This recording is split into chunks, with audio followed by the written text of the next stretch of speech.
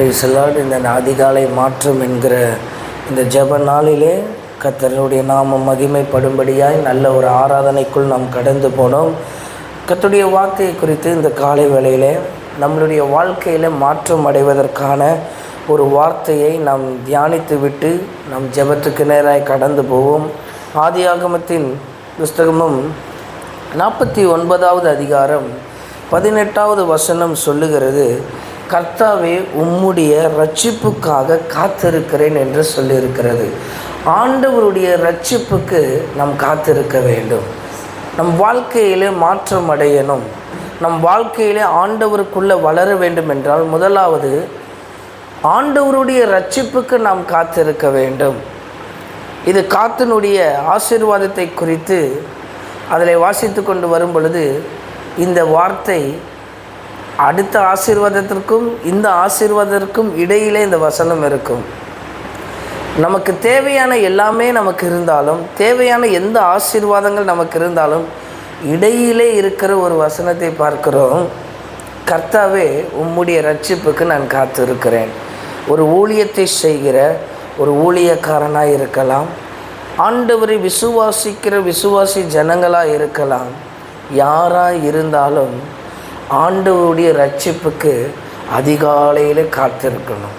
அதிகாலையில் அந்த மாற்றத்திற்காக காத்திருக்கணும். அநேகர் பல காரியத்திற்காக காத்திருக்கிறார்கள். நல்ல வேலைக்காக, நல்ல காரியங்களுக்காக, இப்படி பல காரியத்திற்காக காத்து கொண்டு ஜெபிக்கிறவர்கள் இருக்கிறார்கள், காத்து கொண்டு இருக்கிறவர்கள்.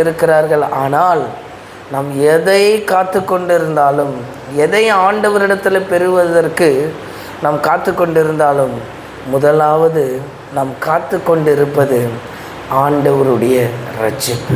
இந்த காலை வேளையில் ஆண்டவரிடத்தில் சொல்லணும், ஆண்டவரே என் வாழ்க்கையில் ஒரு மாற்றம் அடைவதற்கு, என் ஜீவியத்தில் ஒரு மாற்றம் அடைவதற்கு ஆண்டவரே உம்முடைய இரட்சிப்புக்கு நான் காத்திருக்கிறேன். விலையேற பெற்றது எந்த பொருட்களையும் கடையில் வாங்கிடலாம், ஆனால் வாங்க முடியாத ஒரு சில காரியங்கள் இருக்கிறது. எதையும் விலை கொடுத்து வாங்க முடியும், ஆனால் இந்த காத்திருந்து பெறுகிற இந்த இரட்சிப்பை எந்த இடத்திலும் கொடுத்து வாங்க முடியாது. இது ஆண்டவரிடத்தில் கொடுத்து தான் தீர முடியும். இந்த இரட்சிப்பு தான் பரலோகத்திற்கு நேராய் நம்மளை நடத்தலாம். ஒரு பெரிய ஒரு ஊழியமோ ஒரு பெரிய ஒரு ஆசீர்வாதமோ எனக்கு இருந்தாலும் இரட்சிப்பு இல்லாமல் நான் பரலோக ராஜ்யத்திலே பிரவேசிக்க முடியாது. பெரிய சபையை கட்டி இருக்கிறாய், பெரிய ஆத்துமாக்களை சுதந்திரித்திருக்கிறாய், அப்படி என்று சொல்லி ஆண்டவருடைய கணக்கு அப்படிப்பட்ட கணக்கில் கொடுத்த கொஞ்ச ஊழியத்திலும் கொடுத்த கொஞ்ச காரியத்திலும் உண்மையாக இருந்தவனை கர்த்தர் பார்த்து, உண்மையான இரட்சிப்பை பெற்றிருக்கிற அவர்களை பார்த்து தான் கர்த்தர் உண்மை உத்தமமான ஊழியக்காரனே நீ என் சந்தோஷத்துக்குள்ளே பிரவேசின்னு ஆண்டவர் சொல்லுகிறார்.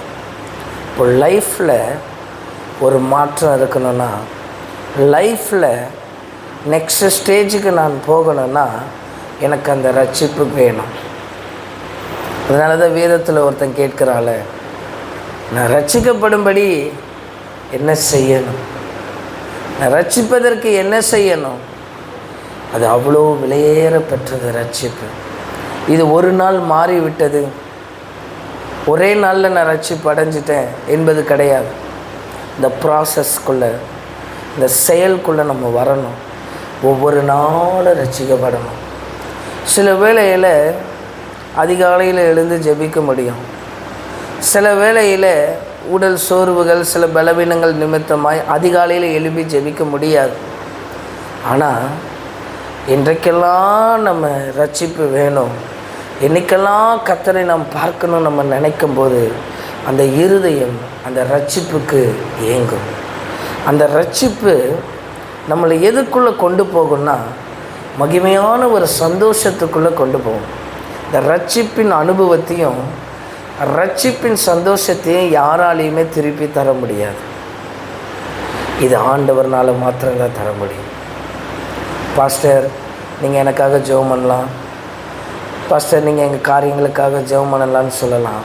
ஆனால் ரட்சிப்பு அந்த சந்தோஷம் கர்த்தரிடத்தில் இருந்து வரும்.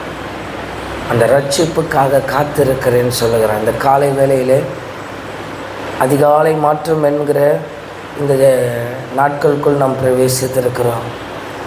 தொடர்ந்து கர்த்தருடைய வார்த்தை இந்த 12 நாட்கள் ஜெபத்தில் நாம் கேட்போம். ஆண்டவர் மாற்றமடைய விரும்புகிற ஒவ்வொரு இருதயமும் இந்த காலை வேளையில் கர்த்தருடைய கரத்தில் நாம் அர்ப்பணிக்கப்பட்டவர்களாய் ஆண்டவருடைய ரட்சிப்புக்கு காத்திருப்போம். ஆண்டவருடைய அந்த ரட்சிப்புக்கு காத்திருப்போம். அந்த ரட்சிப்பின் சந்தோஷத்தை மறுபடியும் நாம் பெற ஆண்டவர் நமக்கு உதவி செய்வார். ஆமென். அந்த ரட்சிப்பின் பாத்திரத்தை மறுபடியும் பெற மறுபடியும் ஒவ்வொரு நாளும் அந்த ரட்சிப்பின் அனுபவத்தை பெறணும். ஆமென். ஆரம்ப நாட்களிலே ரட்சிக்கப்பட்டேன், ஆரம்ப நாட்களிலே இப்படி இருந்தேன், ஆரம்ப நாட்களிலே இல்லை. காலம் நமக்கு சமீபத்திருக்கிறது. தேவனுடைய ராஜ்யம் நம்மை நோக்கி வந்திருக்கிறது. ஒரு கிறிஸ்தவர்களாய், இயேசுவை அறிந்தவர்களாய் நம் வாழ்க்கையில் ஒரு ரட்சிப்பை அடையணும். ஆண்டவரே, என் வாழ்க்கையில் என்ன எனக்கு ஆசீர்வாதம். நம்ம இந்த வார்த்தையை சொல்லக்கூடாது, தெரியுமா? சர்ச்சு எனக்கு என்ன கொடுத்தது, ஊழி எனக்கு என்ன தந்தது, இவங்க எனக்கு என்ன கொடுத்துட்டாங்க. இந்த சர்ச்சை ரட்சிப்பை தரும். அந்த ரட்சிக்கப்படுகிற ஒரு இடமாய் சபை மாறிக்கொண்டிருக்கிறது. இந்த கடைசி நாட்களிலே ஆண்டவர் தேசத்தில் ரட்சிப்பு அடைகிற சபைகளாய் மாறணும், ரட்சிப்பை பெறுகிற சபைகளாய் மாறணும். வசனம்தான் நம்மளை ரட்சிக்கும், தேவனுடைய வார்த்தை தான் நம்மளை ரட்சிக்கும், தேவனுடைய பிரசன்னம் நம்மளை ரட்சிக்கும், தேவனுடைய செயல்கள் நம்மளை ரட்சிக்கும், தேவனுடைய மகத்துவங்கள் நம்மளை ரட்சிக்கும். அதுதான் நம்மளை ரட்சிக்குமே தவிர இந்த உலக பிரகாரமான எந்த காரியத்தை செய்தாலும் அது ரட்சிப்பை கொண்டு வராது. இந்த காலை வேளையில் ஆண்டவருடைய பிரசன்னத்தில் ஒவ்வொரு நாளும் இருந்து இந்த ரட்சிப்பை பெற்றுக்கொண்டு ஒவ்வொரு நாளும் கர்த்தருடைய வார்த்தையோடு கடந்து போவதற்கு தேவன் நமக்கு கிருபைகளை தருவாராக. இந்த காலை வேளையில் சொல்லுவோம், எத்தனை பேருக்கு இந்த மாற்றம் வேண்டும் என்று விரும்புகிறீர்களோ ரட்சிப்புக்காக காத்திருங்கள். வாழ்க்கையில் எதுக்கும் காத்திருக்கிறீங்க. ஆண்டவரே, பி ஏ என்கவுண்டர், என் வாழ்க்கையில் மறுபடியும் ஒரு என்கவுண்டர் ஒவ்வொரு நாளும் இருக்கணும். ஒவ்வொரு நாளும் கர்த்தரை சந்திக்கிற அனுபவம் இருக்கணும். அதுதான் வாழ்க்கையின் பெரிதான மேன்மை, பெரிதான ஸ்லாக்கியம், பெரிதான பாக்கியம். ஒரு நாள் இந்த கான்ஃபரன்ஸ் மீட்டிங் நடந்து கொண்டிருந்த பொழுது, பாஸ்டர்ஸ் கான்ஃபரன்ஸ் மீட்டிங்கில் நான் அப்போ தான் ஆரம்பத்தில் அந்த முதல் தடவை அந்த கான்ஃபரன்ஸ் மீட்டிங் போகும்போது அங்கே முன்னாடி உட்கார்ந்து இருக்கிற நல்ல மூத்த ஊழியர்கள், மூத்த தலைவர்கள், இவங்களெல்லாம் பார்க்கும்போது எப்படி இருந்தது தெரியுமா? அப்படியே ரொம்ப பெரிய ஊழியக்காரங்களாக இருக்கிறாங்க. எனக்கும் அந்த மாதிரி வரணும்னு ஒரு ஆசை இருந்தது.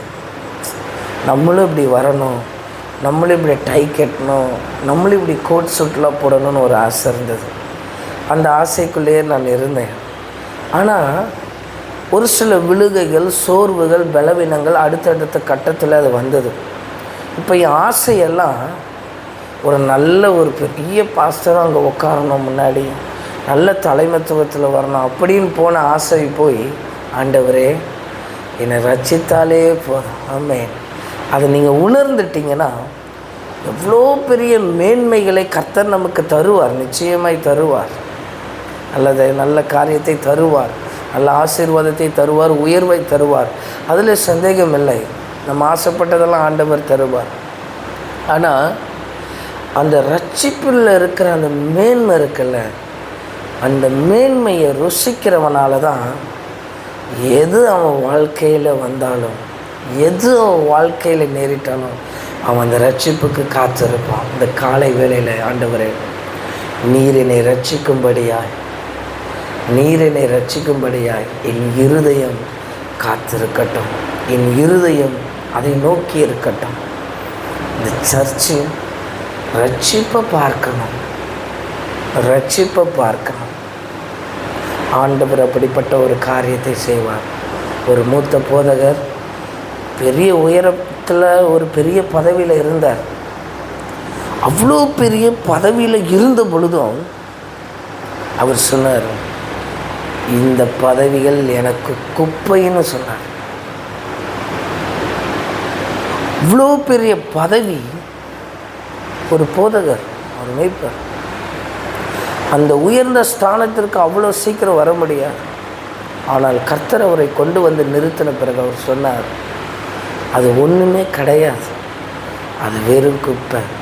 வாழ்க்கையில் நம்மளை மேன்மைப்படுத்துவது, நம்மளை மகிழ்விப்பது, நம்மளை சந்தோஷப்படுத்துவது, நம்மளை ஆண்டவர் அண்டையிலே நெருக்கி நடத்துகிற ஒரே காரியம் கர்த்தரிடத்திலிருந்து பெறப்படுகிற அந்த ரட்சிப்பு. இந்த காலை வேளையில் ஆண்டவரே, நான் ரட்சிக்கப்படணும், என் குடும்பம் ரட்சிக்கப்படணும், என் சபை ரட்சிக்கப்படணும், என்னை சுற்றி இருக்கிற ஜனங்கள் சமுதாயங்கள் ரட்சிக்கப்படணும், நான் இருக்கிற பட்டணங்கள் ரட்சிக்கப்படணும், நான் இருக்கிற தாலுக்கா ரட்சிக்கப்படணும், நான் இருக்கிற மாவட்டம் ரட்சிக்கப்படணும், நான் இருக்கிற இந்த பிரதேசம், இந்த மாநிலம் ரட்சிக்கப்படணும், நான் இருக்கிற தேசம் ரட்சிக்கப்படணும். அல்லேலூயா.